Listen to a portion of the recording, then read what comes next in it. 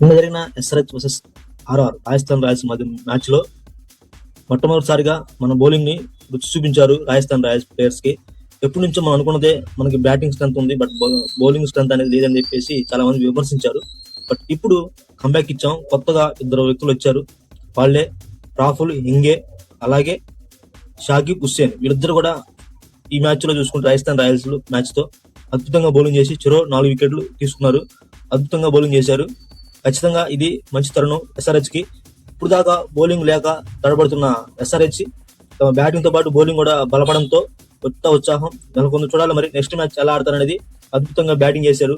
Captains ఆడాడు ఎవరంటే ఇషాన్ కిషన్. మంచిగా 90 రన్స్ చేశాడు.